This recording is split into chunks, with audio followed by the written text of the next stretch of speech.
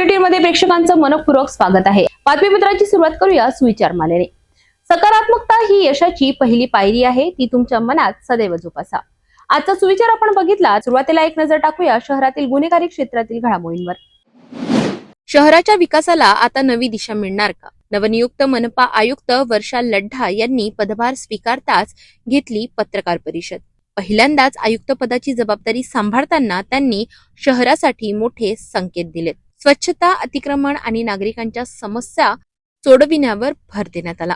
सविस्तर माहितीनुसार शहरात प्रशासनिक पातळीवर मोठा बदल झाला असून नवनियुक्त मनपा आयुक्त वर्षा लढ्ढा यांनी सोमवारी 6 एप्रिल रोजी अधिकृतपणे पदभार स्वीकारला। पदभार स्वीकारल्यानंतर त्यांनी तात्काळ पत्रकार परिषद घेत शहराच्या विकासाबाबत आपली भूमिका स्पष्ट केली। विशेष म्हणजे वर्षा लढ्ढा या पहिल्यांदाच आयुक्त पदाची जबाबदारी सांभाळत आहेत, त्यामुळे त्यांच्या कार्यपद्धतीकडे सर्वांचे लक्ष लागले आहे। पत्रकार परिषदेत बोलताना त्यांनी शहरातील प्रलंबित प्रश्नांना प्राधान्य देणार असल्याचे सांगितले। यामध्ये विशेषतः स्वच्छता मोहिमेला गती देणे, अतिक्रमणावर कठोर कारवाई करणे आणि मूलभूत सुविधांमध्ये सुधारणा करणे यावर भर दिला जाणार आहे। तसेच नागरिकांच्या तक्रारी जलद गतीने सोडविण्यासाठी प्रभावी यंत्रणा उभारण्याचेही आश्वासन त्यांनी दिले। शहराच्या सर्वांगीण विकासासाठी प्रशासन कटिबद्ध असल्याचे सांगत नागरिकांनीही सहकार्य करावे असे आवाहन वर्षा लढ्ढा यांनी केले। नवनियुक्त आयुक्तांच्या या भूमिकेमुळे शहरात सकारात्मक बदलाची अपेक्षा व्यक्त केली जात आहे। करावी लागेल। आपण जर बोलताय ते डिवायडर हा पार्ट स्टेटचा असेल तर स्टेटकडे, सिटीतला असेल तर आपल्याकडे येईल। तो नेमका कोणता भाग कुठे आहे ते बघावं लागेल। बीएमसीचा आहे का कॉर्पोरेशनचा आहे?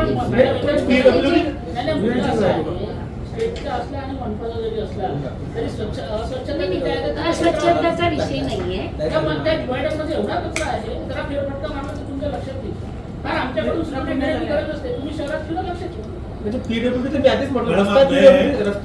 लोगों को आपका चेहरा पता नहीं है, आप शहर में चक्कर मार के आओ, आपको आधी समझते शहर को चक्कर मारने का चेहरा सामने आने से पहले ही चक्कर मारना जरूरी है। असं आहे की प्रश्न खूप आहे तुमच्याच बाकी गोष्टी तुमच्या करणारच मान्य आहे, पण असं आहे की चायपेक्षा किटल्या ग्राम जास्त आहे का तुमच्या महापालिकेमध्ये? म्हणजे तुम्हाला फॉर एक्झाम्पल सांगतो, मागच्या 25 तारखेला दुपारपर्यंत बसल्या विचारून घेतो माझ्या तुमच्या तोंडावर, मागच्या 25 तारखेला काही कंत्राटी कर्मचाऱ्यांच्या बदल्या केल्या होत्या आयुक्तांनी, मान्य आयुक्तांनी। अजून ते रजू झाले नाही आहे। कंत्राटी कर्मचारी आयुक्तांना आदेशचा पालन करत नाही आहे, कोणीच कोणाला ऐकायला तयार नाही आहे, सगळे इथं राहिले आहे। म्हणजे तुम्ही बाहेरच खूप मोठी गोष्ट, पण तुम्ही आपल्या कॉर्पोरेशनचे जे अधिकारी आहे ना त्यांना शिस्त लावा। दूसरा विषय ये है कि संपत्ति करता जो हाउस होल्डर्स हैं उनसे तो हम सख्ती से वसूली करने की कोशिश करते हैं, लेकिन बड़े बड़े मॉल्स हैं, बड़े बड़े हॉस्पिटल्स हैं, इनमें बहुत लमसम संपत्ति का बकाया है। उसकी वसूली के लिए कोर्ट में लगाया जाता है या उसके लिए कोशिश नहीं की जाती। आज मैंने बहुत ज़्यादा ड्यूटी दी जाती है, उसमें थोड़ा सा ध्यान देना मुझे लगता है ज़्यादा जरूरी है। मैंने आज ही सुबह बताया है कि मुझे ये जो मेन पॉइंट्स है इनकम सोर्स के, जैसे कि टैक्स, तो मैंने आज सुबह इंस्पेक्टर देशमुख साहब से बोला है कि मुझे टैक्स के लिए जो भी अभी मार्च तक का था वो, और अभी जो हम आगे का हमें प्लान करना है वो उस हिसाब से हम 2 दिन में बैठेंगे, 2-4 दिन में। मुझे प्लान तो करना जरूरी है क्योंकि बेसिक इनकम के सिवा हम आगे नहीं बढ़ सकते।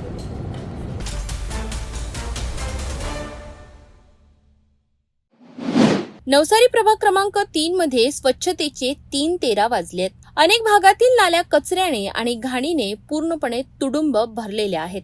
विशेष म्हणजे जवाहर नवोदय विद्यालय समोरच कचऱ्याचे ढीग साचलेले दिसत आहेत। विद्यार्थ्यांचा आरोग्याचा प्रश्न निर्माण झाला असून नागरिकांमध्ये तीव्र संताप उसळलाय। या गंभीर परिस्थितीमुळे संतप्त झालेले नगरसेवक प्रशांत महल्ले आणि समाजसेवक नितीन काळे यांनी स्वतः फावडे हातात घेत नाल्यांची साफसफाई केली। यावेळी त्यांनी प्रशासनाच्या निष्क्रियतेवर जोरदार टीका केली। 4 वर्ष प्रशासन होतं, 4 वर्षानंतर आता कुठे इलेक्शन झाले, इलेक्शन झाल्यानंतर आम्ही लोकांनी भरभरून मतं देऊन आम्हाला निवडून दिले। याच बेसवर निवडून दिले की बा आमचे लोकांचे काम होईल, साफसफाई होईल, पुरा प्रभाग स्वच्छ होईल, आरोग्यमय होईल। पण आज अशी परिस्थिती तुम्ही पाहिलंच आहे का नाल्या स्वतः आम्हाला साफ करायला लागून राहिले। इतला मोठा कोटीचा प्रोजेक्ट जो तुमच्या कंपनीला दिलेला आहे, ते कंपनी अजूनपर्यंत आमच्या इथे जसं पाहिजे तसं काम करत नाही आहे। ना घंटी गाड्या आहे पूर्ण, ना रोजगार आहे, ना कामगार आहे, ना कोणीच नाही आहे. त्यामुळे कामगार आहे फक्त 8, 10, 12 कामगार आहे. प्रभाग मोठा आहे. मला सांगा तुम्ही, नवसारी गाव आहे, महात्मा फुले नगर आहे, तिकडे तुमचा शत्रुघ्न नगर आहे, मुस्लिम एरिया आहे, शहरातला मधातला परिसर आहे, विद्युत नगर आहे. त्या पूर्ण परिसर असताना हा काम 10 आणि 12 कामगारामध्ये हा प्रभाग होत नाही आहे. धुवारणी नाही आहे, फवारणी नाही आहे. मला हे समजून नाही आलं. इथलं मोठं तुम्ही नियोजन केलं, इथलं मोठे लोक वरवरचे अधिकारी बसले होते, तुम्ही त्या कंपनीला कोणा कंपनीला ठेका दिला, पण त्याच्यामध्ये धुवारणी नाही, फवारणी नाही, मग तुम्ही करून काय राहिले? याच्या अगोदर हे सर्व होतं. आज म्हणतात का त्याच्या, मग हे कोण करणार आहे?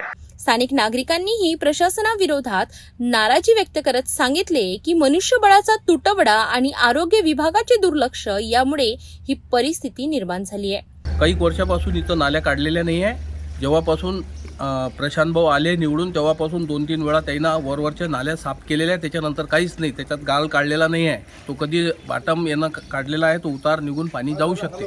महानगरपालिकेनं जो कोणार्क नावाच्या कंपनीला जो ठेका दिलेला आहे, त्या कंपनीमुळं आम्ही इथल्या लोकांना स्वच्छतेमध्ये कमी पडत आहे. कारण याच्या मागं कारण हे आहे की तिथले लोक आम्हाला मजूर नाही देत आहे नाल्या साफ करायचे. घंटी गाड्यावाल्यावर लक्ष नाही देत व्यवस्थित. आम्ही पाहतो तो आम्हाला म्हणते आम्ही करून लोकांचे आम्हाला कॉल येतात की 15-15 दिवस तुम्ही म्हणता की 10 गाड्या आहेत, तर 10 गाड्यातनी पूर्ण प्रभाग झाला पाहिजे. 15-15 दिवस अगर एका एरियात गाडी नाही जाणार तर लोक मग आम्ही लोकांना उत्तर काय देऊ? आरोग्य अधिकारी जाधव यांच्या कामकाजावरही प्रश्नचिन्ह उपस्थित करण्यात आले.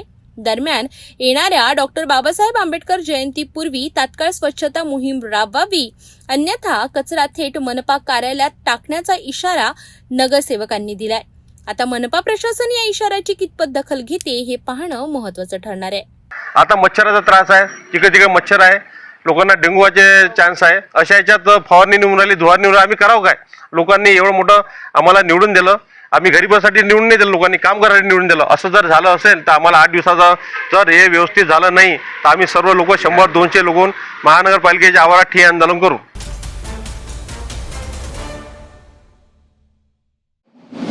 शहराच्या विकासाला आता नवी दिशा मिळणार का? घर मिळेल या आशेवर वर्षानुवर्षे फॉर्म भरत बसलेले नागरिक आणि आज त्यांचा संताप फुटलाय. विलासनगर प्रभाग क्रमांक 6 इथल्या नागरिकांचा संताप अनावर झालाय. अनेक वर्षांपासून स्वतःच्या घराच्या प्रतीक्षेत असलेल्या कुटुंबियांनी थेट महानगरपालिकेवर मोर्चा काढला. रमाई आवास योजनेअंतर्गत घर मिळेल या आशेवर नागरिकांनी वर्षानुवर्षे फॉर्म भरले, पण आजपर्यंत ना घर मिळालं ना कोणती स्पष्ट माहिती. आम्ही गरीब आहोत म्हणून आम्हाला न्याय नाही का, असा संतप्त सवाल नागरिकांनी उपस्थित केलाय. याचवेळी काही नागरिकांनी गंभीर आरोप करत सांगितलं की महानगरपालिकेतील काही अधिकारी पैसे घेऊनच काम करतात. ज्यांनी पैसे दिले त्यांचं काम झालं आणि बाकीच्यांना फक्त आश्वासन. आम्हाला 50 वर्ष तिथं राहतो आहे आम्ही, आम्हाला काही सवलत नाही आहे. आम्हाला घरकुल आम्ही 20,000 रुपये लोन काढतो म्हटलं, त्याच्यावर आम्हाला काही मिळत नाही. आमच्या मुलाबाळाले आम्ही कोणतं समोर घालायचं आहे तर आम्हाला ते सुद्धा आम्हाला संधी नाही आहे. आम्ही त्याच्यासाठी आम्हाला PR कार्डचं जरुरी आहे. नागरिकांनी प्रशासनाकडे स्पष्ट मागणी केली आहे की रमाई आवास योजनेचा लाभ तात्काळ द्यावा आणि दोषी अधिकाऱ्यांवर कठोर कारवाई करावी. दरम्यान या आंदोलनामुळे महानगरपालिकेत काही काळ तणावपूर्ण वातावरण निर्माण झालं होतं. आता प्रशासन यावर काय भूमिका घेणार हे पाहणं महत्त्वाचं ठरणार आहे. 2023 ते 2026 पर्यंतचा इथला घोळ प्रमाण झालेला आहे का इथल्या इंजिनियर सहित इतर याने जे एजंट लोक बसतात का 30-30, 50-50 हजार घेऊन लोकांचे घरकुल काढतात. ह्या समस्यासाठी आम्ही जनतेच्या सोबत इथे आलेलो आहे आणि सुभाष साहेब चव्हाणला सांगितलं का अगर जर तुम्ही ह्या महानगरपालिकेतून हे एजंटची हटवण्यात आली नाही, रमाई आवास योजनेच्या अंतर्गत गोरगरिबांना जर त्यांचं छत मिळालं नाही तर आम्ही इथून ह्या इंजिनियरची वरात काढण्यात येईल.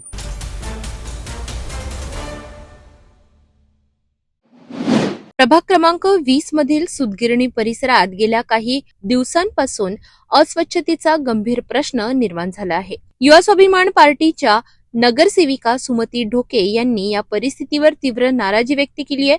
त्यांच्या म्हणण्यानुसार कोणार्क कंपनीला स्वच्छतेचा ठेका दिल्यापासून परिसरात स्वच्छतेची स्थिती अधिकच बिघडली आहे. नाल्यांची नियमित साफसफाई होत नसल्यामुळे सांडपाणी थेट नागरिकांच्या खासगी जागेत घुसत आहे, ज्यामुळे नागरिकांना मोठा त्रास सहन करावा लागत असून परिसरात दुर्गंधीचे वातावरण पसरले आहे.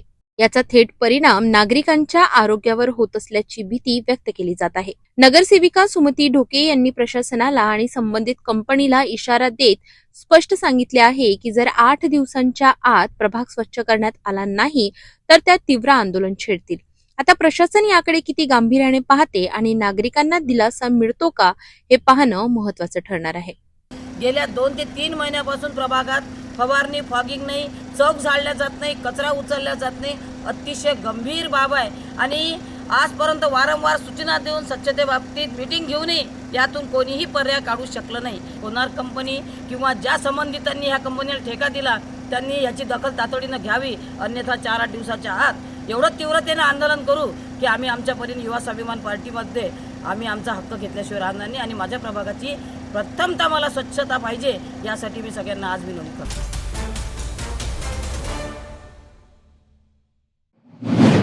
महाराष्ट्रभरातील सफाई कामगारांच्या प्रश्नांकडे दुर्लक्ष होत असल्याचा आरोप करत अखिल भारतीय सफाई मजदूर युनियनच्या वतीने जिल्हाधिकारी कार्यालयासमोर जोरदार धरणे आंदोलन करण्यात आलं.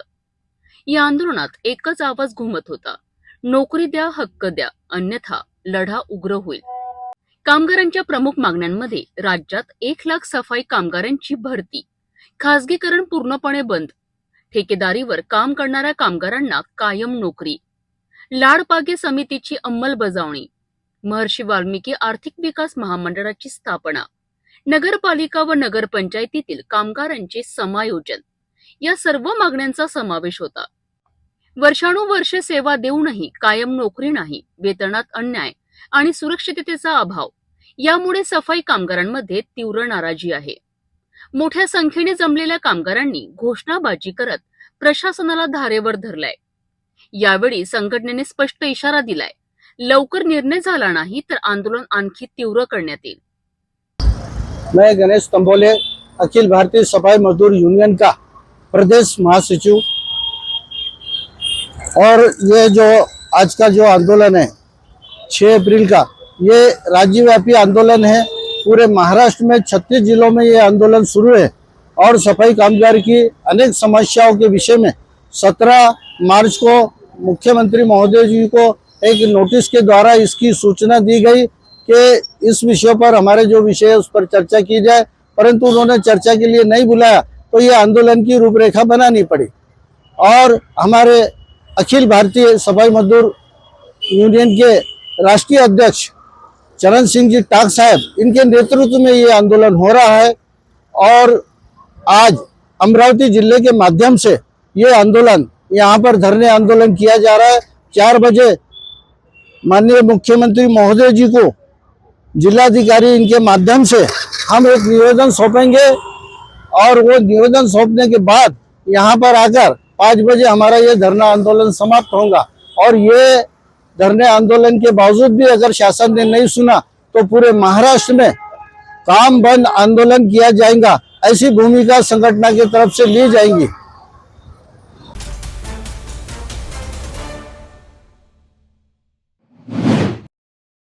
राजकारणात वाढदिवस म्हणजे मोठे बॅनर, केक आणि जल्लोष. पण एक नेता असा ज्यांचा वाढदिवस साजरा होतो जनसेवेच्या माध्यमातून. होय, माजी खासदार नवनीत राणा यांचा वाढदिवस जनसेवक दिन म्हणून साजरा करण्यात आला आणि शहरात एक वेगळाच संदेश दिला गेला. दरवर्षीप्रमाणे यंदाही 6 एप्रिल रोजी नवनीत राणा यांचा वाढदिवस जल्लोषात नव्हे तर समाजसेवेच्या उपक्रमांनी साजरा झाला. या निमित्ताने विविध समाजोपयोगी कार्यक्रमांचे आयोजन करण्यात आले. भजन परंपरेला चालना देण्यासाठी भजन मंडळांना भजन साहित्याचे वाटप करण्यात आले. तसेच दिव्यांग बांधवांना व्हीलचेअरचे वितरण करून त्यांच्या जीवनात आधार देण्याचा प्रयत्न करण्यात आला.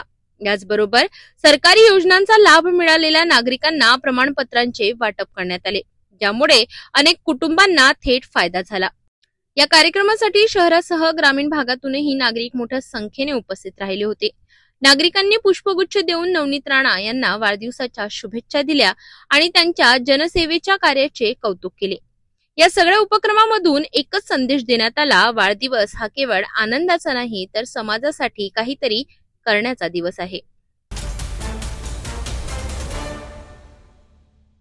शादी और ब्याह की शुरुआत, आराधना साड़ी के के साथ। Aradhana wholesale shopping mall L2 Bijland complex Nandgaon Peth Amravati Jawahar road Amravati. Nagpur शहर हादरलं एका धक्कादायक घटनेने। फक्त 14 वर्षाच्या मुलाचं अपहरण आणि नंतर थंड डोक्याने खून। गिट्टीगदान परिसरात घडलेल्या या घटनेत पोलिसांनी अवघ्या काही दिवसातच गुन्हा उघडकीस आणत 3 आरोपींना अटक केली आहे। नेमकं काय घडलं? नागपूरमधील गिट्टीखदान परिसरात राहणारा अथर्व दिलीप नानोरे अवघं वय 14 वर्ष 2 एप्रिल रोजी हनुमान जयंतीच्या मिरवणुकीत सहभागी झाला, पण रात्री उशिरापर्यंत घरी न परतल्याने कुटुंबियांनी शोध सुरू केला आणि दुसऱ्याच दिवशी पोलिसात अपहरणाचा गुन्हा दाखल करण्यात आला। तपास सुरू असतानाच 4 एप्रिलला एक धक्कादायक घटना समोर आली। भरतवाडा येथील रेल्वे क्रॉसिंग जवळ एका अनोळखी मुलाचा मृतदेह आढळला। नातेवाईकांनी ओळख पटवली, तो मृतदेह अथर्वचाच होता। प्राथमिक तपासात समोर आलं की त्याचा गळा आवळून खून करण्यात आला होता। यानंतर पोलिसांनी तात्काळ गुन्ह्याची कलमे वाढवून तपासाची गती वाढवली। सायबर टीम, गुप्त बातमीदार आणि तांत्रिक पुराव्यांच्या आधारे जय रामगोपाल यादव या संशयिताला ताब्यात घेण्यात आलं। सुरुवातीला दिशाभूल करण्याचा प्रयत्न, पण पोलिसी चौकशीत अखेर त्याने गुन्ह्याची कबुली दिली। जय यादवने त्याचे साथीदार केतन उर्फ कुणाल साहू आणि आयुष साहू यांच्या सोबत कट रचला होता। हनुमान जयंतीच्या मिरवणुकीतील गर्दीचा फायदा घेत अथर्वचं अपहरण करण्यात आलं। उद्देश होता वडिलांकडून खंडणी उकळणे, पण मुलगा ओरडू लागल्याने आरोपींनी त्याचा गळा आवळून खून केला। यानंतर पुरावे नष्ट करण्यासाठी मृतदेह पोत्यात भरून भरतवाडा रेल्वे पुलावर फेकण्यात आला। पोलिसांनी तिन्ही आरोपींना अटक केली असून त्यांच्याकडून 3 मोबाईल जप्त करण्यात आले आहेत आणि सध्या या प्रकरणाचा पुढील तपास सुरू आहे। या प्रकरणाविषयी पोलीस आयुक्त यांनी पत्रकार परिषद घेऊन सविस्तर माहिती दिली। मर्डरच्या एक खुनाच्या केस दाखल झालेल्या आहे आपल्या गिट्टीकदान पोलीस स्टेशनची हद्दीमध्ये, पोलीस स्टेशनमध्ये, आणि त्याच्यात एक मुलगा 14 वर्षाचा होता अथर्व म्हणून, त्याचा खून झालेला आहे आणि फार सेन्सिटिव्ह इश्यू होता। तो डिसअपियर झाला होता 2 तारीखला मिरवणूकमधून। काल जे आहे आम्ही डिटेक्ट केलेला आहे गुन्हा, त्याच्यात 3 आरोपी ताब्यात घेण्यात आलेले आहेत। तर त्याचे PCची म्हणजे कोर्टासमोर आपण घेऊन गेलेलो आहे। पुढची आमची याच्यात कारवाई चालू आहे आणि आम्हाला जे लिंक्स लागत होते ते जे आहेत ते लिंक्स लागलेले आहे। We have got the evidence also, आणि त्याशिवाय कोणाच्या काय काय सहभाग कसे होता तीही सगळी माहिती आम्हाला मिळालेली आहे। मेन जे आहे त्यांची जी तयारी होती, जवळपास 20-25 दिवस अगोदर त्यांची ही तयारी होती चालू। हे आज त्यांच्याशी इंटरोगेशन करताना आम्हाला ही माहिती मिळालेली आहे। आणि जो मृतक आहे मुलगा, त्याची म्हणजे ओळख होती, त्याचा मित्र होता जय म्हणून जे आहे, त्याच्याशी मैत्री होती त्याची आणि त्यांना तो व्यवस्थित ओळखत होता। आणि जो शेवटचा जो पॉईंट आहे तिथून तो त्याच्या सोबतच गेला आहे, कारण त्याचे मागे काही मुले होते ते पण आम्हाला सापडलेलं आहे। म्हणजे last scene is visible clearly that with home that child is gone. आणि नंतर मग त्याच्यानंतर ते काय काय कोण कारवाई झालेली आहे ती सगळी डिटेक्ट झालेली, कारण this was a blind murder initially, म्हणजे काही सुराग लागत नव्हता आम्हाला। जवळपास 1.5 दिवस त्याच्यात गेला। फाइनली डिटेक्ट हो गया है, 3 लोगों को हमने इसमें अरेस्ट किया है। आगे की कार्रवाई हमारी इसमें चालू है।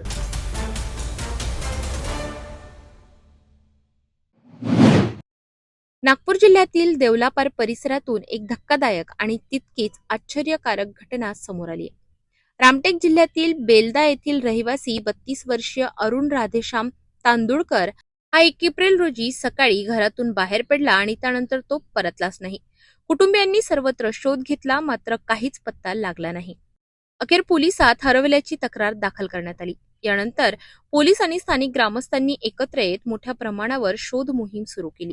दिवस रात्र सुरू असलेल्या या शोध कार्यात 5 दिवस उलटून गेले, पण अरुणचा काहीच मागमूसही नव्हता। अखेर 5 एप्रिल रोजी या मोहिमेला यश मिळालं। दाट जंगलाच्या आत खोल भागात झाडाखाली बसलेल्या अवस्थेत तरुण जिवंत आढळून आला। तो अत्यंत थकलेला आणि उपाशी होता, पण सर्वात महत्त्वाचं म्हणजे तो शुद्धीत होता। या 5 दिवसात त्याने कोणतंही अन्न घेतलं नव्हतं। भूक, थकवा, अंधार आणि वन्य प्राण्यांचा सततचा धोका या सगळ्यांशी झुंज देत त्याने आपल्या जीवासाठी लढा दिला। शोध पथकाने तात्काळ त्याला बाहेर काढून देवला पार्क येथील ग्रामीण रुग्णालयात दाखल केलं. डॉक्टरांच्या माहितीनुसार सध्या त्याची प्रकृती स्थिर आहे. या घटनेनंतर कुटुंबीय भावूक झाले असून त्यांनी देवाचे आणि शोध पथकाचे आभार मानले. परिसरात एक चमत्कारिक बचाव कथेची जोरदार चर्चा सुरू आहे. खरंच देवतारी त्याला कोण मारी याची प्रचिती देणारी ही घटना ठरली आहे.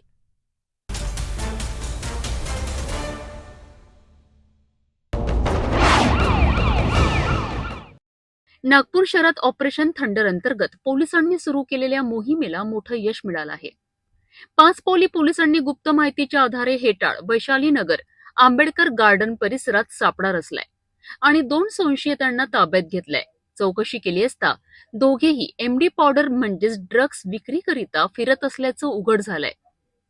तपासादरम्यान पोलिसांच्या हाती लागलाय तब्बल 12 ग्रॅम 41 मिलीग्रॅम एमडी पावडर, ज्याची किंमत तब्बल 14,870 रुपये असल्याचं समोर आलं आहे. इतकंच नाही तर त्यांच्याकडून मोबाईल, दुचाकी आणि इतर साहित्य असा एकूण 2 लाखाहून अधिक किमतीचा मुद्देमाल जप्त करण्यात आला आहे. हे दोघं आरोपी स्वतःच्या आर्थिक फायद्याकरिता तरुणाईला नशेच्या गर्तेत ढकलत होते. या प्रकरणी पोलिसांनी एनडीपीएस कायद्यानुसार गुन्हा दाखल करत दोघांनाही अटक केली आहे. सध्या पुढील तपास सुरू असून या रॅकेटमध्ये आणखी कोण सामील आहे का याचा शोध घेतला जातोय. ऑपरेशन थंडर अंतर्गत नागपूर पोलिसांची ही कारवाई ड्रग्ज माफियांकरिता मोठा इशारा ठरत आहे. याच्यामध्ये माननीय सीपी सर यांच्या मार्गदर्शनाखाली ऑपरेशन थंडर अंतर्गत जे एमडी आणि गांजा यांच्या विरोधी जी मोहीम, अंमली पदार्थ विरोधी जी मोहीम चालू आहे, त्याच्या अंतर्गत आमचे जे डीबी पथक आहे, डीबी इन्चार्ज, तसेच सिनियर पीआय पाचपावली यांच्या मार्गदर्शनाखाली ही कारवाई करण्यात आली. त्याच्यामध्ये 2 आरोपींना अटक करण्यात आलेलं आहे. त्यांच्यावरती पूर्वीचे सुद्धा गुन्हे यामध्ये आहेत आणि त्यांच्याकडून जवळपास 12 ग्रॅम एमडी जप्त करण्यात आलेले आहे. तसेच त्यांनी ती एमडी कोणाकडून घेतली होती त्याचे नावही आम्हाला निष्पन्न झाले आहे. तर आरोपी सध्या फरार आहे आणि आमचा पुढील तपास आमच्या PSI माझगावकर करत आहेत. याच्यामध्ये 2 आरोपी आहेत. आशिष रामटेके, त्याच्यावर पूर्वीचे 2 गुन्हे आहेत. त्यानंतर एक शेख आदिल शेख रशीद, ह्याच्यावर पूर्वीचे 4 गुन्हे आहेत. हे रेकॉर्डवरचे गुन्हेगार आहेत. यांच्यापूर्वी त्यांच्यावर कारवाई करण्यात आली आहे, प्रतिबंधात्मक कारवाई करण्यात आलेली आहे. तरी सुद्धा हे एमडी बाळगताना विकताना आम्हाला मिळून आलेले आहेत. आम्ही त्याच्या अंतर्गत पुढील कारवाई करत आहोत.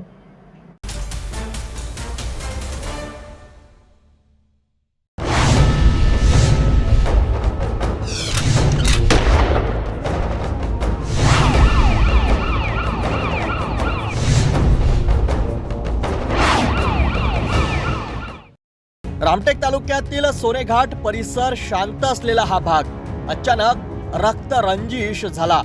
मृत तरुण समीर ध्रुव, वय फक्त 18 वर्ष. आणि काय कारण? तर फक्त एक चप्पल. रामनवमीच्या दिवशी मंदिराबाहेर ठेवल्याच्या चप्पलांमधून एकाने चुकून दुसऱ्याची चप्पल घातली. यातून सुरू झाला वाद. दुसऱ्या दिवशी गैरसमज दूर होण्याऐवजी हा वाद आणखी पेटला आणि शेवटी 5 एप्रिलच्या रात्री सोना ब्रिक्स वीट भट्ट्याजवळ याचा स्फोट झाला. दारूच्या नशेत असलेल्या 4 तरुणांनी समीरवर विटा आणि काठ्यांनी हल्ला चढविला. हल्ला इतका क्रूर होता की समीर रक्ताच्या थारोड्यात कोसळला. स्थानिकांनी त्याला रुग्णालयात नेलं, पण डॉक्टरांनी त्याला मृत घोषित केलं. एका छोट्याशा वादाने घेतला एक तरुणाचा जीव. आणि पुन्हा एकदा प्रश्न उभा राहिला, आपण इतके असहिष्णू कसे झालो? दरम्यान रामटेक पोलिसांनी दाखवली तात्काळ कारवाई. अवघ्या 2 तासात 4ही आरोपींना अटक करून पुढील तपास सुरू आहे.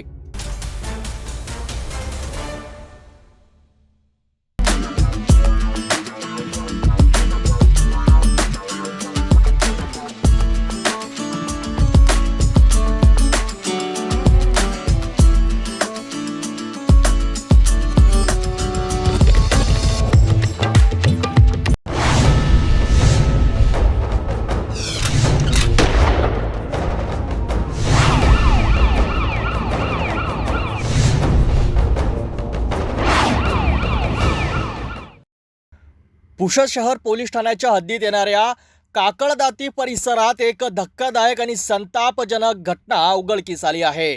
सकाराम हुलकाने वय 40 वर्ष राहणार श्रीरामपूर यांना काही जणांनी इतक्या निर्दयीपणे मारहाण केली की त्यांच्या अंगावरचे कपडेही काढून त्यांना विविस्त्र अवस्थेत रस्त्यावर फेकून दिलं. फिर्यादी शिवानंद हुलकाने यांना माहिती मिळताच ते घटनास्थळी पोहोचले आणि जे चित्र पाहिलं ते अंगावर काटा आणणारं होतं. सकाराम यांचे हातपाय दोरीने बांधलेले, शरीरावर मारहाणीचे गंभीर जखमा आणि विविस्त्र अवस्थेत रस्त्यावर टाकलेले.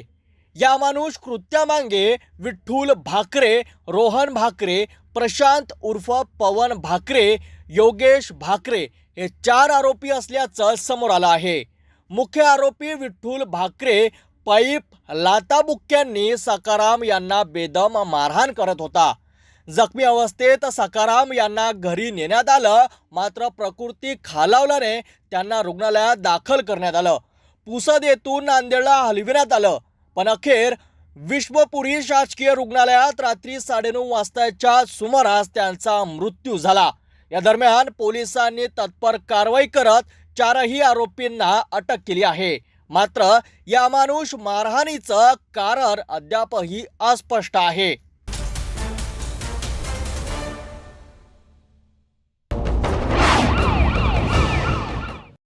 नांदेड शहरात 2 दिवसांपूर्वी झालेल्या गँगवॉरने आधीचं शहर हादरलं होतं, पण आता त्या प्रकरणाने घेतला आहे आणखी एक भयावह वळण.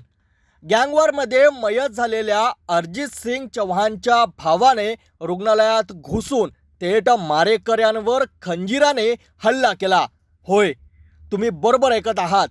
हा सगळा प्रकार पोलिसांच्या उपस्थितीत घडला आणि त्याचा व्हिडिओ आता सोशल मीडियावर वाऱ्यासारखा व्हायरल होत आहे.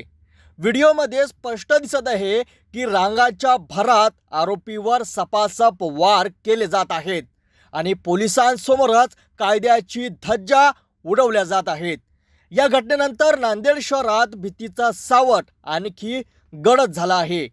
कारण आता गुन्हेगाराचं नाही तर सामान्य लोकही कायदा हातात घेताना दिसत आहेत.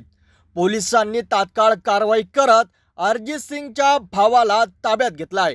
मात्र हा प्रश्न कायम आहे की नांदेडमध्ये कायद्याचं राज्य आहे की सुडाचं.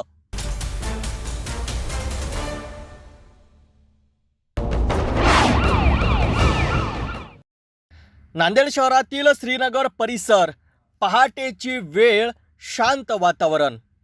सोनू कल्याणकर वय 37 वर्ष नेहमीप्रमाणे मॉर्निंग वॉकसाठी घराबाहेर पडले, पण त्यांना कल्पनाही नव्हती की हा वॉक त्यांच्या आयुष्यातला शेवटचा ठरेल. अचानक मोटरसायकलवरून आलेले 3 हल्लेखोर क्षणात त्यांनी सोनूवर चाकूने सपासप वार केले. हल्ला इतका भीषण होता की सोनू कल्याणकर याचा जागीच मृत्यू झाला. हल्लेखोर मात्र वार करून तेथून पसार झाले. या घटनेनंतर संपूर्ण परिसरात भीतीचं आणि तणावाचं वातावरण निर्माण झालं. पण धक्कादायक बाब म्हणजे अवघ्या 48 तासात हा 5वा खून. नांदेड जिल्ह्यात सुरू असलेली गँगवॉर आणि वाढती गुन्हेगारी आता नियंत्रणाबाहेर जात आहे का? सर्वसामान्य नागरिक आता प्रश्न विचारत आहेत. आम्ही सुरक्षित आहोत का? या दरम्यान पोलिसांसमोर मोठं आव्हान उभं राहिलं असून या साखळी हत्यामागचं कारण शोधण्याचं काम सुरू आहे.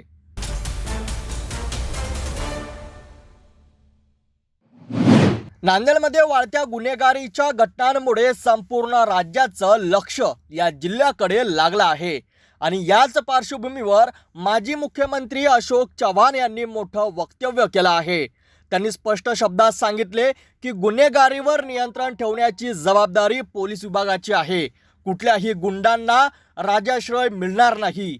याच सोबत त्यांनी पोलिसांकडून कडक कारवाईची अपेक्षा व्यक्त केली आहे.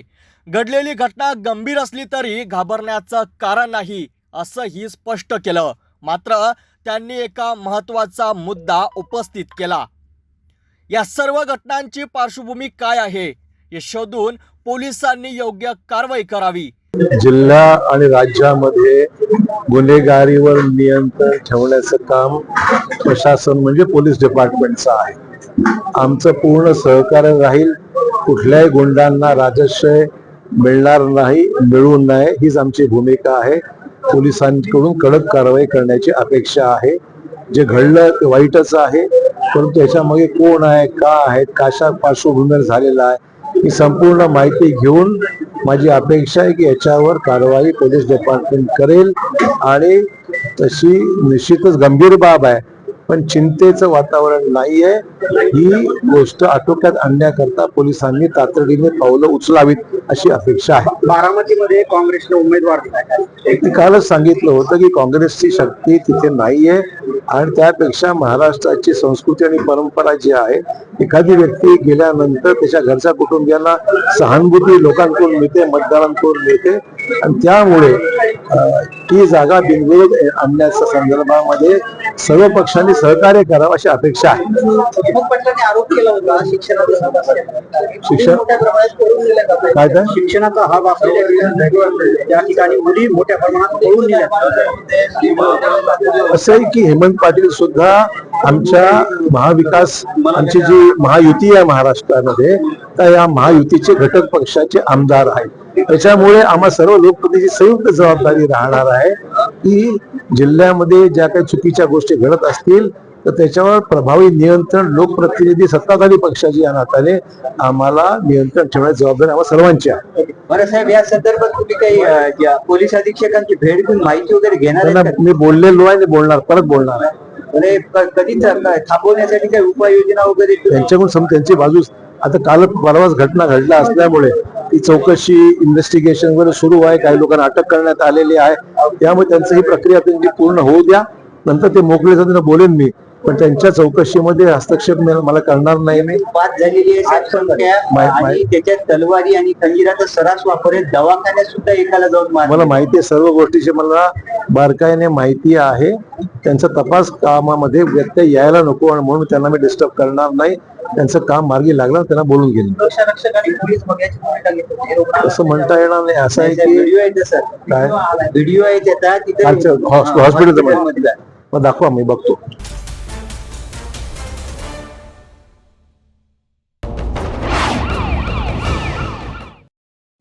नांदेड शहरातील श्रीनगर भागात सकाळी रक्ताचा सडा पडला. सोनू कल्याणकर या तरुणावर 4 जणांनी धारदार शस्त्राने हल्ला करून त्याला जागेवर ठार केले. या घटनेनंतर पोलीस अधीक्षक अविनाश कुमार यांच्या मार्गदर्शनाखाली एलसीबीच्या पथकाने वेगाने चक्र फिरवली. या तपासादरम्यान प्रसाद शिंदे, कृष्णा जोगदंड आणि रवी लोट या तिघांना तात्काळ अटक करण्यात आली आहे.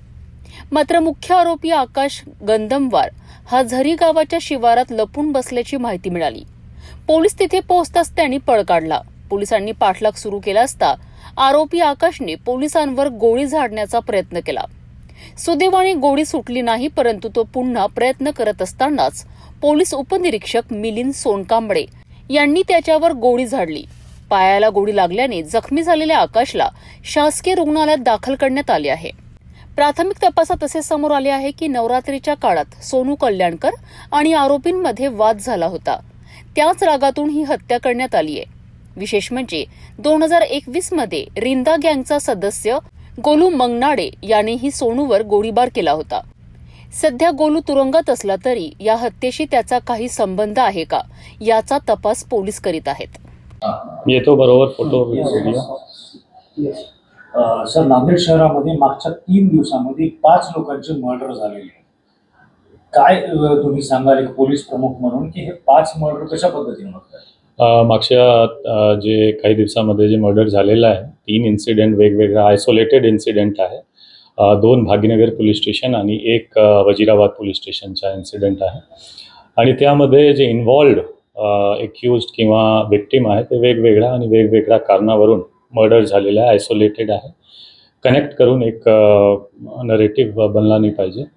दुसरी गोष्टी, आजच्या जे मर्डर आहे भाग्यनगर पोलीस स्टेशन हदमध्ये, ह्यामध्ये विक्टिमचं नाम सोनू कल्याणकर आहे, एजेड अराउंड 30-35 इयर्स.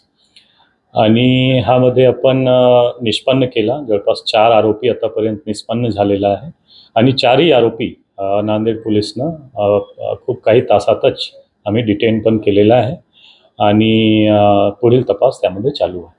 सर, हे ज्या आरोपींना आपण अटक केलेली आहे, तर यापूर्वीच्याही गुन्ह्यामध्ये आरोपी अटक झालेले आहेत का? यापूर्वीचे जे 2 इन्सिडेंट आहेत त्यातली आरोपी बहुधा पोलिसांनी अटक केली आहेत, आणि तुम्ही प्रतिबंधात्मक कारवाया किती केलेल्या आहेत आजपर्यंत? जे जस्ट एक बॅकग्राऊंड क्लिअर करण्यासाठी की हा जे 3 गुन्हे आहे, हा तिन्ही गुन्ह्यामध्ये असा दिसतो की जे इन्व्हॉल्ड लोक मेन आहे त्यांच्या क्राईमची पार्श्वभूमी आहे. ते कोणी सामान्य माणूस नाही, त्यांची क्राईमची पार्श्वभूमी आहे, त्यांचे ओल्ड जुने रायव्हलरी आहे जे इतकेपर्यंत त्यांनी काही करू शकला नाही, पण आता एक स्पर्ट दिसतो यामध्ये त्यांनी केलेला आहे. एकंदरीत मागच्या 2.5 वर्षमध्ये आम्ही जवळपास 45 MPDAची कारवाई करून नांदेड जिल्ह्याचे जे 45 सराईत गुन्हेगार होता, जे की आम्ही प्रचलित कायदाची प्रतिबंधक कारवाई केल्यानंतर सुद्धा सुधार झाला नव्हता, असा आम्ही MPDAमध्ये हर्सुल जेलमध्ये पाठवलेला आहे. त्यापैकी काही बाहेर पण आलेला आहे. एकंदरीत 55 आणि 56 महाराष्ट्र पोलीस ॲक्टमध्ये जे हद्दपारची एक्सटर्नमेंटची कारवाई असतो, त्यामध्ये जवळपास आम्ही 125-126 आरोपीला हद्दपार पण केलेला आहे मागच्या. तो असा एक मोठा प्रमाणावर जे सराईत गुन्हेगार हॅबिच्युअल ऑफेंडर्स होता, ते नांदेडमध्ये हद्दपार आहे किंवा MPDAमध्ये जेलमध्ये आहे. पण असा एकंदरीत थोडासा ऑब्झर्वेशन पण आहे की काही नवीन तरुण इंस्टाग्रामच्या असो किंवा सोशल मीडियाच्या असो, नवीन तरुण हा काही जुने गँगमध्ये किंवा त्यामध्ये सामील होऊन असा क्राईम करण्याची प्रवृत्ती एक थोडफार दिसतो. मध्ये सुद्धा जे मेन आरोपी होता भाग्यनगरच्या इन्सिडेंटमध्ये सुद्धा मेन आरोपी जे अनिल पंजाबी आहे, त्यांची गँग लीडर आपण म्हणू शकतो, हा पण MPDAमध्ये आतमध्ये होता. साई लाला उर्फ साई ग्रेवाल हा पण MPDAमध्ये आतमध्येच होता, 1 महिन्यापूर्वी जवळपास बाहेर आला होता.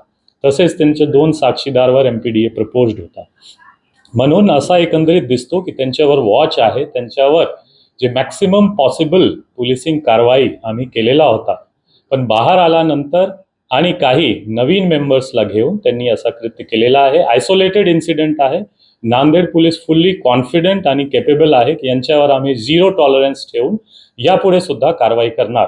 आम्ही गॅरंटी नाही देऊ शकणार की होणार नाही, पण झाल्यानंतर त्यांच्यावर 0 टॉलरन्स आणि प्रिव्हेंट करण्यासाठी जे काही मॅक्सिमम आम्ही करू शकतो तो 100% नांदेड पोलीस LCBची टीम आणि आमची ग्रामीण स्थानिक पोलीसची टीम 100% करते. आज एक आरोपीला पाठलाग करत असताना त्याने आपल्या दिशेने गोळीबार केला आणि प्रत्युत्तरात आपण त्याच्यावर गोळीबार केला. काय नेमकी घटना? आज एक आरोपी अंकुश गंधमवार जे की आजच्या मर्डरमध्ये इन्व्हॉल्ड होता आणि त्यांची पर्स्यू करत होता आमची LCBची PSI मिनिल सोनकांबले आणि त्यांची टीम.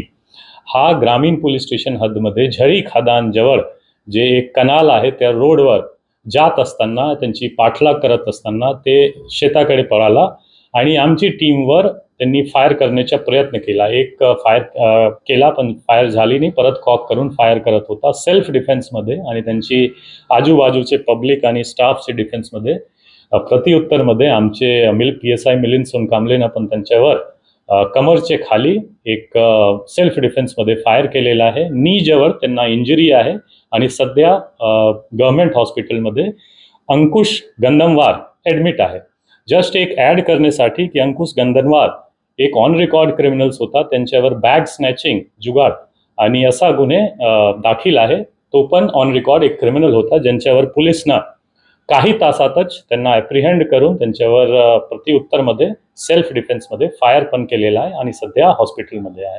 आणि आजच्या इन्सिडेंटमध्ये 4 आरोपी जे इन्व्हॉल्ड होता डायरेक्टली, त्यांच्यावर सर्व आरोपी डिटेन्ड आहे आणि त्यांच्यावर आम्ही पुढील कायदेशीर कारवाई करत आहोत.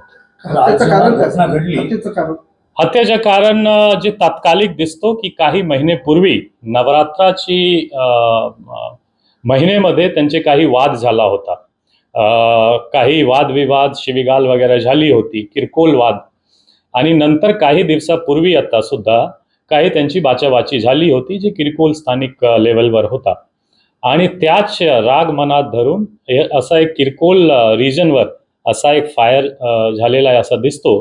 पण यांच्या मागे थोडंफार अजून आपण जाऊन चौकशी करणार की यांच्या मागे सुद्धा काही लार्जर कॉन्स्पिरसी आहे का, काही अजून पार्श्वभूमी आहे का.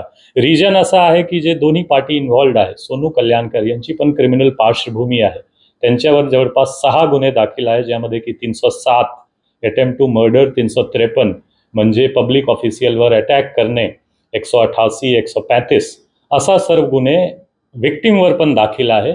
तसेच जे एक्युज्ड इन्व्हॉल्व होता जसा की अंकुश गंदलवार आणि दुसरे आरोपी यांची पण थोडंफार क्रिमिनल पार्श्वभूमी आहे. तर त्यांच्या पार्श्वभूमीमध्ये काय अजून लार्जर रिजन होऊ शकतो ते पुढील तपासमध्ये समोर येईल. ऑगस्ट 2021 मध्ये सोनू कल्याणकर वर फायरिंग झाली होती त्याच्या घरामध्ये आणि रिंदा गँगचा जो सदस्य आहे गोलू मंगनाळे त्याने हे फायरिंग करायला लावली होती. त्याचा काही संदर्भ आहे का आपण? त्याच मी सांगितलं की पार्श्वभूमी बघून दोन्ही पार्टीच्या पार्श्वभूमी बघून जे एक्युज्ड आणि डिसीज्ड आहे त्या आता तपासमध्ये समोर येईल की काही लार्जर कॉन्स्पिरसी आहे, मागच्या काही पार्श्वभूमी आहे का, कनेक्शन इंटरकनेक्शन आहे का, की अजून काही आरोपी ह्यामध्ये इन्व्हॉल्व्ह होऊ शकतो. अप्रत्यक्ष जे प्रत्यक्ष होता आम्ही सर्व अटक केलेला आहे. अप्रत्यक्ष सहभाग अजून कोणाचा जर असेल तर 100% त्यांच्यावर कारवाई होणार. एक अजून आव्हान करतो मी की नांदेड जिल्ह्यामध्ये आता जे सोशल मीडियावर थोडंफार एक अनरिस्पॉन्सिबल पोस्ट करून काही क्रिमिनल बॅकग्राऊंडच्या लोकांना सुद्धा की सिम्पथेटिक पोस्ट हा केला नाही पाहिजे की भाई गेला मेरा भाई आपका भाई, कोणी कोणाचा भाई नाही आहे. हा सर्व क्रिमिनल पार्श्वभूमीचे लोक आहे ज्यांच्यावर कारवाई कायदेशीर होत आहे.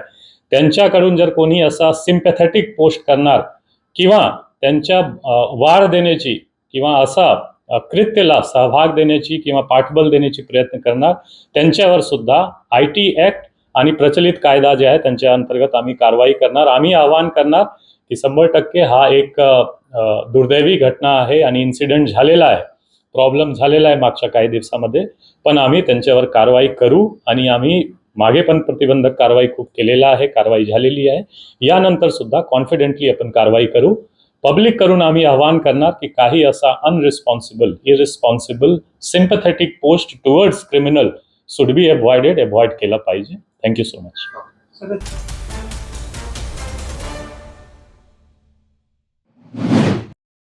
जालना जिल्ह्यातील सामनगाव परिसरात जमिनीतून ज्वलनशील पदार्थ बाहेर येत असल्याचा व्हिडिओ सोशल मीडियावर व्हायरल झाला आणि नागरिकांमध्ये भीतीचं वातावरण निर्माण झालं. मात्र ही घटना लावा नसून महावितरणच्या तांत्रिक बिघाडामुळे घडल्याचं स्पष्ट झालंय. मिळालेल्या सविस्तर माहितीनुसार जालना शहरातील सामनगाव रोड परिसरात अचानक जमिनीतून ज्वलनशील पदार्थ बाहेर पडत असल्याचं दृश्य समोर आलं. हा प्रकार पाहून स्थानिक नागरिक घाबरले आणि याचा व्हिडिओ सोशल मीडियावर मोठ्या प्रमाणात व्हायरल झाला. घटनेची माहिती मिळताच जिल्हा आपत्ती व्यवस्थापन विभाग आणि महावितरणचे अधिकारी तात्काळ घटनास्थळी दाखल झाले. अधिकाऱ्यांनी घटनास्थळाचा पंचनामा करत सखोल तपास सुरू केला. तपासादरम्यान समोर आलेल्या माहितीनुसार हा प्रकार नैसर्गिक नसून पूर्णपणे तांत्रिक कारणामुळे घडलेला आहे. महावितरणच्या ARM आणि RSJ पोलच्या संपर्कामुळे विजेचा प्रवाह जमिनीत उतरला. जवळील खडकाळ जमिनीमुळे विजेचं अर्थिंग झालं आणि त्यामुळे जमिनीतून ज्वलनशील पदार्थ बाहेर येताना दिसला. हा पदार्थ लाव्यासारखा दिसत असला तरी तो प्रत्यक्षात जळलेला खडक असल्याचं अधिकाऱ्यांनी स्पष्ट केलंय. महावितरणचे वरिष्ठ अधिकारी आणि आपत्ती व्यवस्थापन विभागाच्या नागरिकांना आवाहन केलं आहे की या घटनेबाबत कुठल्याही अफवांवर विश्वास ठेवू नये आणि घाबरून जाण्याचं कोणतंही कारण नाही. जिल्हा प्रशासनाने या घटनेची सखोल चौकशी केली असून परिस्थिती पूर्णपणे नियंत्रणात असल्याचं सांगितलं आहे. राजपूतवाडी शिवारामध्ये सामानगाव रोडला जो प्रकार झाला त्यामुळं खळबळ उडाली. लोक लावा आहे असा प्रकारचा व्हिडिओ व्हायरल करतात सोशल मीडियावरती. नेमकी काय तांत्रिकदृष्ट्या काय बिघाड झाला होता? पोलमध्ये सप्लाय म्हणजे त्या वाहिनीचा सप्लाय चालू असतेवेळी हा प्रकार झाला होता, पण जेव्हा वाहिनीचा सप्लाय बंद केला तर हा बंद झाला. त्याच्यामुळे हा जो अर्थ होता जो जमिनीत येणारा तो मिळाला नाही त्या आणि रॉक पूर्ण खडकाळ असल्यामुळे मिळालेला नाही आणि त्यामुळे हा प्रकार झालेला आहे. काल तुम्हाला जेव्हा माहिती मिळाली त्यानंतर तुम्ही घटनास्थळी देखील जाऊन आलीत. माहिती नेमकी काय पदार्थ तो बाहेर येताना दिसत होता? म्हणजे खडक होता की काय अजून काय येत होतं? काही नाही, ते आगीसारखं असं बाहेर निघालेल्यासारखं तर एखादी जसं लावा राहते त्या पद्धतीचा वाटत होता, पण तो हा प्रकार जो आहे तो जो आहे हा खडक होता तो खडक वितळला. तो साधारणतः होतं सर अर्थिंग नाही मिळाली तर असं होतं. अर्थिंग जिथे मिळाली नाही त्यावेळेस तो अर्थिंग जर मिळाली नाही त्यावेळेस तो तिथे प्रकार होण्याची शक्यता असते. आता नागरिकांना काय आव्हान? नागरिकांना भीती म्हणजे भीतीदायक वातावरण काहीच नाही त्याच्यामध्ये. बस एवढं करतो. महावितरणचा तांत्रिक म्हणण्यापेक्षा तो खडक होता जो जमिनीचा जो भूगर्भ भाग होता तिथे जर आपल्याला अर्ज जर मिळाला असला, पाण्याचा वगैरे ओलावा जर मिळाला असता तर हा प्रॉब्लेम झाला नसता तिथे.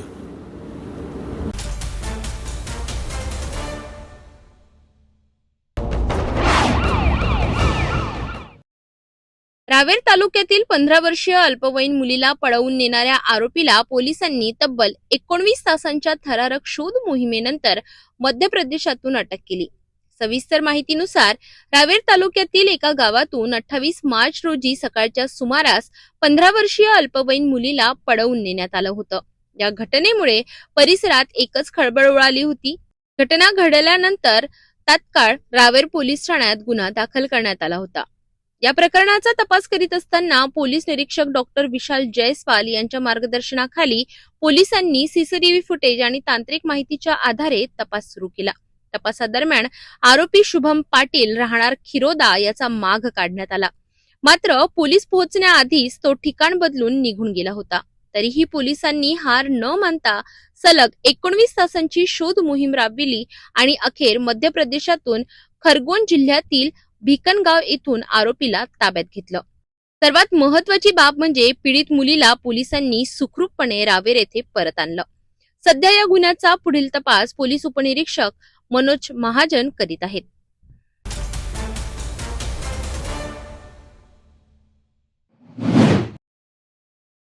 Congratulations. All the best. Oh. Mr. Sharad Chandra Pawar.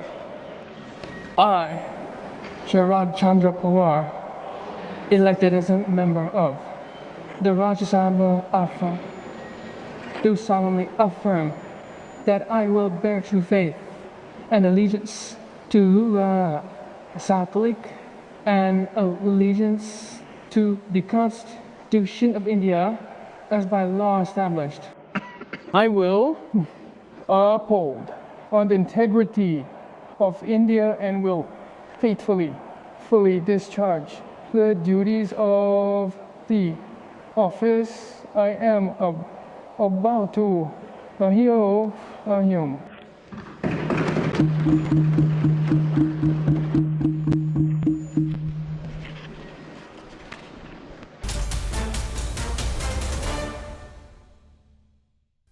आपण आता सिटी न्यूज चॅनल आपल्या टीव्हीवर सुद्धा बघू शकता. यामध्ये next channel number 117, Jio channel number 872, GTPL channel number 73, fast way channel number 256 वर बघू शकाल. आता अमरावती जिल्ह्यानंतर विदर्भ आणि महाराष्ट्राचे दर्शक घरबसल्या आपल्या केबल टीव्हीवर सिटी न्यूजच्या बातम्या पाहू शकाल. यात Chhatrapati Sambhajinagar next setup box number 14, Yavatmal setup box number 12, Washim setup box number 26, Nanded setup box number 17, Mahur setup box number 7, Akola RRC setup box number 899. लवकरच आम्ही आपल्यापर्यंत पोहोचणार आहोत. जर आपल्या टीव्हीवर सिटी न्यूज चॅनल दिसत नसेल तर आपण आपल्या केबल ऑपरेटरशी संपर्क साधावा. आपण सिटी न्यूज केबल व्यतिरिक्त युट्यूब, फेसबुक, इंस्टाग्राम आणि ट्विटरवर सुद्धा बघू शकता. याकरिता आमच्या सोशल मीडिया अकाउंट्सला सबस्क्राईब करा, फॉलो करा, लाईक करा. युट्यूब अकाउंट सबस्क्राईब करण्यासाठी सबस्क्राईब बटनला क्लिक करा आणि बेल आयकॉन दाबायला विसरू नका, कारण सर्वात आधी समाचार आपल्यापर्यंत पोहोचणार आहेत. तसेच सिटी न्यूजचे फेसबुक पेज लाईक करा, इंस्टाग्राम आणि ट्विटर हँडल फॉलो करा. आपण व्हॉट्सअपवर सुद्धा सूचना देऊन न्यूज प्राप्त करू शकता. व्हॉट्सअप नंबर खाली स्क्रीनवर येतो आहे. हे बातमीपत्र एवढ्यावरच थांबूया. पुन्हा भेटूया नवीन घडामोडींसोबत. तोपर्यंत नमस्कार. हर खबर पर पैनी नजर, हर मुद्दे पर सटीक वार, यही है सिटी न्यूज की पहचान. जहाँ सच्चाई की आवाज दबाई जाती है, वहाँ सिटी न्यूज उठाता है सवाल. हर स्क्रीन पर, हर प्लेटफॉर्म पर हमारी मौजूदगी बोलती है. सिटी न्यूज हमेशा सच के साथ.